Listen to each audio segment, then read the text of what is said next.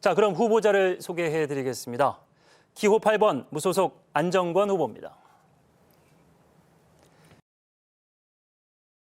자, 그럼 지금부터 기호 8번 무소속 안정권 후보의 연설 들어보겠습니다. 안녕하십니까. 계양을 기호 8번 무소속 안정권 후보입니다. 저는 태어난 곳이 전남 보송입니다. 그리고 나머지를 고등학교를 부산에서 졸업을 했고, 그리고 해외에서 이렇게 선박 생활을 하면서 인천에 18년 정도 여객선 선주 감독, 한중 여객선 선주 감독을 담당하는 직장인으로서 그 이후에 시민단체 활동 포함까지 18년을 인천에서 거주했습니다. 제가 무소속으로 출마하게 된 계기는 지금 현재 여당이나 야당이나 할 것 없이 각자 서로가 정권 심판론이니 정권 수호론이니 하는 정쟁적인 소모 어젠더를 가지고 국민 여러분들에게 이렇다 할 지역 발전과 그리고 앞으로 나라의 발전의 비전에 대해서 설명해주고 국가의 미래를 진정으로 걱정하는 후보나 정당이 없음에 통탄함을 금치 못하고 제가 자력으로 무소속으로 출마하게 되었습니다. 여기까지 오는 길이 순탄하지는 않았습니다. 무소속으로 이 청년이 출마한다는 건 금전적으로나 아니면 제도권의 높은 허들로 많은 애로가 있었지만 계양을 주민 여러분들의 뜻밖의 협조로 제가 여기에 이 자리에서 여러분들에게 연설을 할 수 있음을 영광으로 생각합니다. 저는 좌도 우도 그리고 거대 정치 양당의 기득하래들에게 핏이 없습니다. 그게 저의 가장 큰 장점이라고 생각합니다. 여러분, 지금 이 22대 총선에서 이재명의 민주당은 윤석열의 심판론을 들고 나오고 있습니다. 아울러 한동훈의 국민의힘은 이 윤석열의 정부의 국정 운영 동력을 위해서 응원을 부탁드리고 있습니다. 저는 근데 그런 거대 양당들에게 질문을 드리고 싶습니다. 이 총선이라는 것, 본질적으로 이 총선의 국회의원이라는 것은 지역구의 일꾼을 뽑는 겁니다. 300자리의 이 국회의원을 각 지역에 쪼개어진 지역구별로 혹은 비례대표 포함하여 국민 여러분들의 손과 발이 되고 목소리를 내주고 소수의 약자에게 힘이 되어줄 수 있는 그런 지역의 일꾼, 즉 머슴들을 뽑는 거죠. 요새 들어서 이제서야 거대 양당들이 저희가 국민의 종입니다, 국민의 머슴입니다 하는 이 발언들을 많이 하는데 저는 늘 그런 마음을 제 삶의 모토로 삼고 있었습니다.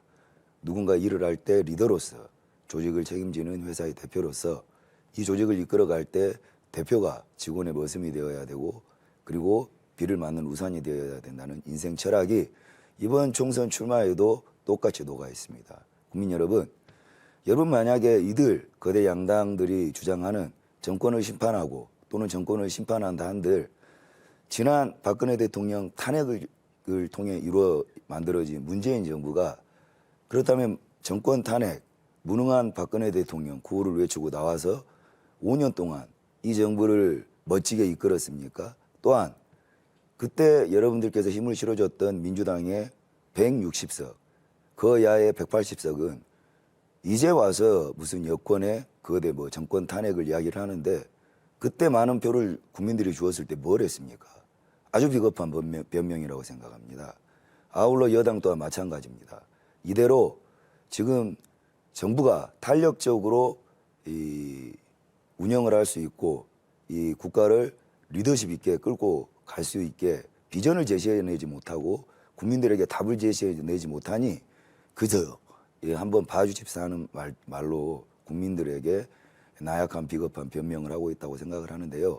저는 이런 거대 양당들에게 경고와 그리고 꾸짖는 회초리를 국민 여러분들께서 이제는 드려야 된다고 생각합니다. 저 무소속 안정권은 계양을이 지리적으로 서울과 매우 가깝고 김포공항과도 매우 가까운 아주 지리적으로 좋은 위치적 이점을 가지고 있다고 생각을 합니다. 저는 현재 인천 송도에 거주하고 있는데요. 송도는 갯벌을 매립해서 만들어 놓은 신도시이지만 엄청나게 불야성을 이루고 신도시입니다. 그보다 가까운 이 계양에 지금 현재 돌아다녀 보면 낙후되기 그지없는 지역들이 너무나 많습니다. 가슴 아픈 일이죠. 그래서 저 무소속 빚이 없는 안정권은 첫 번째 공약으로 주 공약입니다. 여의도에서 신월간 지하차도를 개항까지 잇는, 그럼으로써 여의도와 서부, 서울 서부의 여의도 목동까지 주거지의 높은 허들을 젊은 금융인들이 괴로움을 호소하고 있는 그 부분을 개항으로 유치함으로써 주거 근린 특구, 또한 그것으로 인해서 개항이 얻어가는 현재 남아돌고 있는 근린 지역의 재개발의 붐, 또 건축의 붐, 이런 것들을 일으켜서 낙후된 지금 개항을 최대한대로 살아있는 도시로 역동적으로 만들어낼 생각입니다. 아울러서 저는 국회의원이라 함은 본질적으로 국민의 머슴이 맞습니다. 그러나 한 달 머슴이라고 이야기하고 4년 11개월을 상황으로 국민들을 기만하는 지난 몇십 년간, 반백년간의 기만질은 이제 멈춰야 된다고 생각을 합니다. 저 안정권은 개항의 진정한 머슴이 되겠습니다. 299대 1로 싸워서 개항이 제일 먼저 가장 많이, 가장 효과적인 예산을 가져와서 저 안정권을 넘지 못하면 어느 지역구도 예산을 가져갈 수 없게 한다라는 투철한 머슴의 사명감으로 개항을 지켜내겠습니다. 여러분, 지금 우리에게 필요한 건 거대 양당의 정치 어젠다의 다툼이 아닙니다. 이런 다툼은 지난 20년간 이루어져 왔지 않습니까? 그리고 그러면서 정권은 교체해 왔고, 그럴 때마다 자기들이 답이라고 외치고 있습니다. 이번에 또다시 정권 심판원을 들고 온 이재명에게 묻고 싶습니다. 그렇게 해서 당신이 만약에 대통령이 되었다 한들 지금 나와 있는 사법 리스크로 당신이 구속된다면 그 다음에 남은 시간에 국민들이 겪는 고통에 대해서는 민주당은 어떤 책임을 져줄 것이고 대안이 있는지요. 여러분, 이제는 속지 맙시다. 그간 이런 정치인들의 주고받는 리턴 매치에 의해서 민생은 박살나고 있습니다. 저는 42살입니다.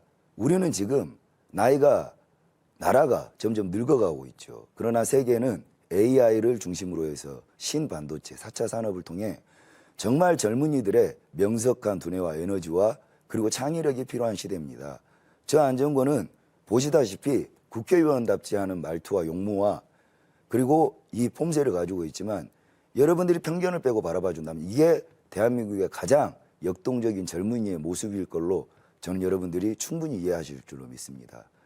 개항을 구민 여러분, 개항이 먼저 이 거대 기득 카르텔 정치권, 소위 말하는 선비 정신, 우리는 선비가 필요한 게 아닙니다. 세계로 나아가서 기술을 쟁취하고 기술을 이 선두에 발전시켜 이 나라가 정말로 역동적인 세계의 1등 국가가 만들어질 그런 에너지가 필요한 겁니다.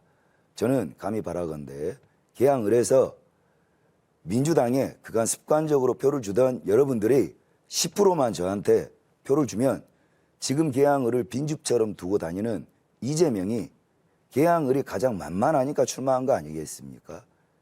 이런 서러움을 언제까지 개항을 주민 여러분들께서 좌시하고 계시겠습니까?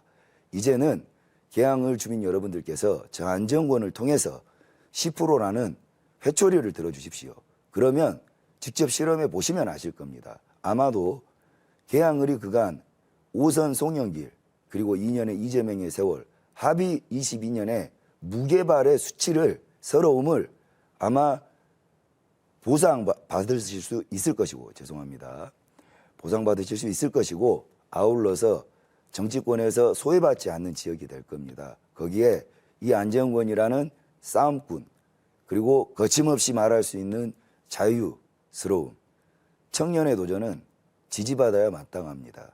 청년의 변화는 지지받아야 마땅합니다.